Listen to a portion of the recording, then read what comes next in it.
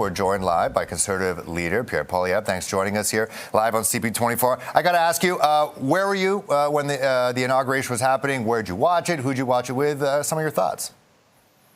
I've been traveling throughout Quebec, meeting with small business leaders and workers, and just basically sharing a Canada First plan.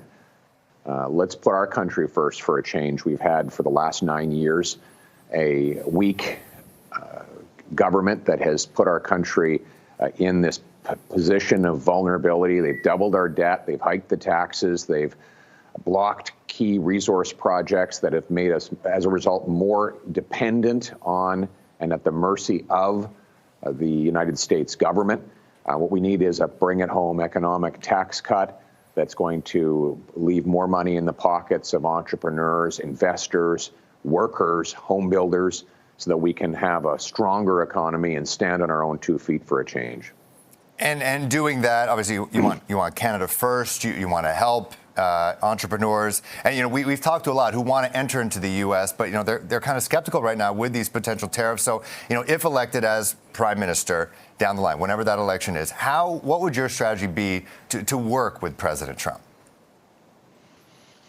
Well, first and foremost, we would unfortunately and reluctantly have to retaliate against tariffs applied to our businesses, and then we would go to the grassroots American economic interests that are on our side.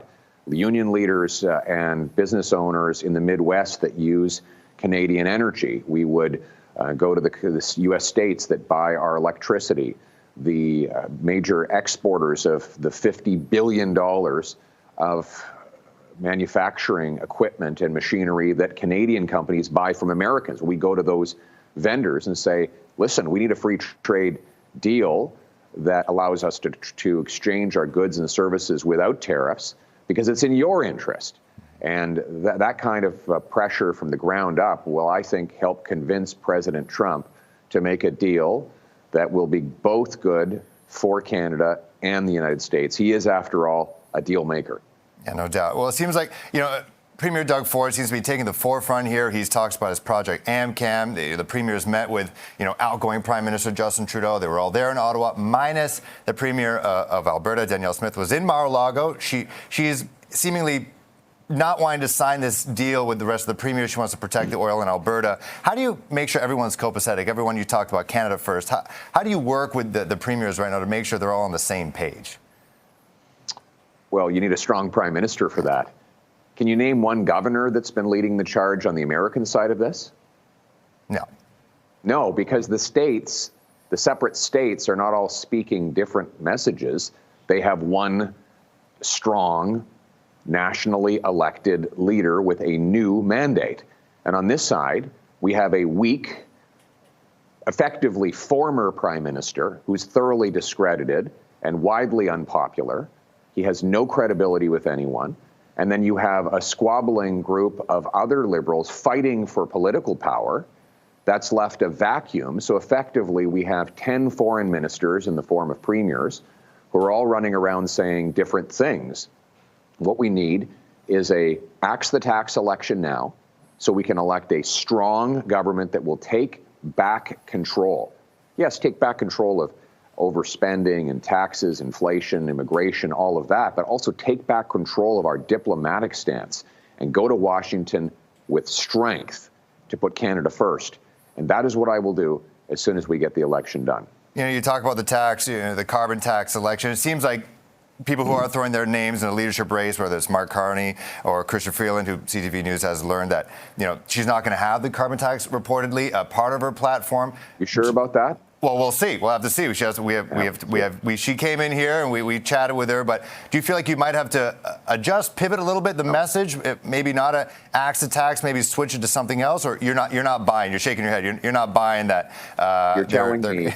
So let's start with Freeland. Yeah, she's been Justin Trudeau's finance minister, administering the carbon tax. She raised the carbon tax by 167%. She bragged that she raised the carbon tax during an inflation crisis. And then you have carbon tax Carney.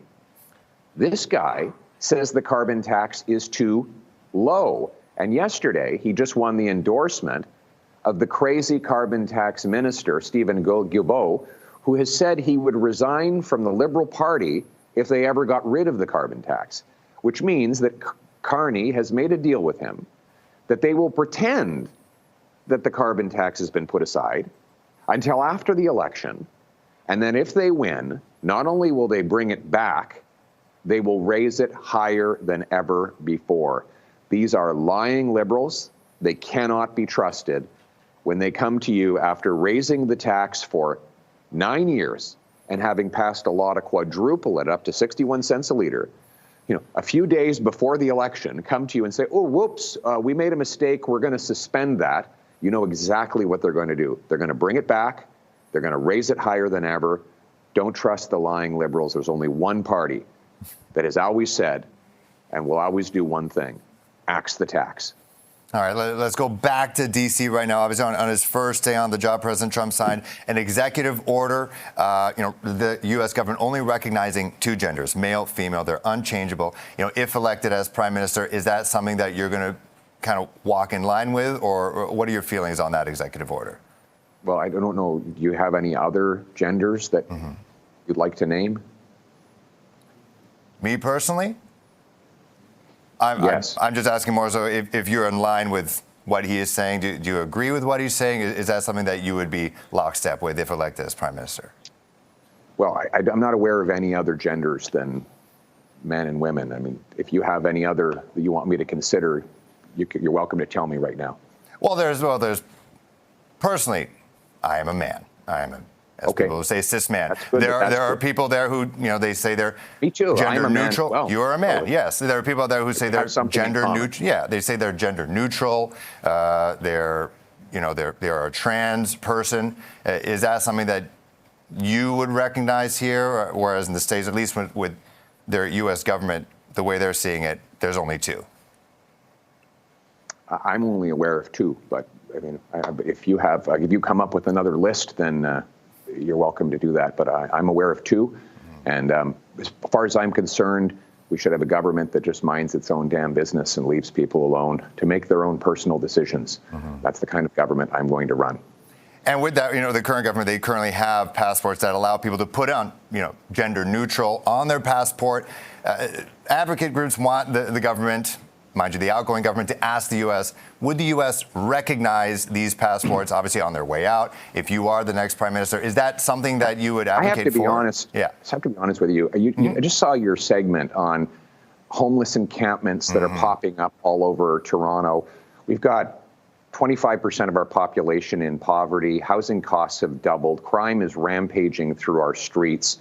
I just find it to be a strange priority to spend time talking about this. My priority is to give people back control of their lives, bring back Canada's promise that anyone who works hard gets a powerful paycheck and pension that buys affordable food, gas, and homes in safe neighborhoods. That's the promise we need for Canadians. If Liberals want to talk about different labels for gender that they want to put on passports in the United States, they can do that. I'm going to talk about the things that will bring home Canada's promise. Okay. And you know what? Let's talk about housing, because I'm not upper middle class. I don't even know what I am right now, but making ends meet for a lot of people is very hard. So we understand some of your plan for housing, giving incentives for municipalities to building such. Canada's massive. A lot of our population is by the border. Is there anything is there something I've thought about, just driving around Canada, specifically in BC going north? Yeah. There's a lot of land out there. Is there something that, if elected as prime minister, could be implemented that we can start building more homes, like elsewhere, places where there's really not much infrastructure built right now? Yes, this is a very good question. First of all, I just want to get out of the way one thing. I want to axe the sales tax on new homes to save you up to $50,000. I also want to incentivize municipalities to speed up permits, free up land, and cut development charges to build. The provinces should be pressured to take their sales tax off. Those combined changes would save hundreds of thousands of dollars on each home. But you're right. We have the second biggest landmass in the world. We have the fifth most sparsely populated landmass on planet Earth. And yet we have the fewest homes per capita in the G7. We need to free up that land. Now, the federal government is the largest landowner, So I've said I'm going to sell off 15% of all federal buildings and thousands of acres of non-ecologically sensitive federal land to build. And I will be challenging provinces and municipalities to look at their land inventory and say, what could we put here? Is there room for a home? We have major parts of our land that are close to the 49th parallel, so very close to the United States, and a lot of economic opportunity that are almost uninhabited. We need to free up that land to build more homes as well. So that's how we're going to do it. Get out of the way, cut the taxes, let the builders build. All right, fellow Conservative leader Pierre Poilievre. I wish we had an hour, 2 hours to talk. Unfortunately, our time is wrapped up, but I'm sure we'll see a lot of you. I do appreciate it. Thanks so much. Talk soon. Many blessings.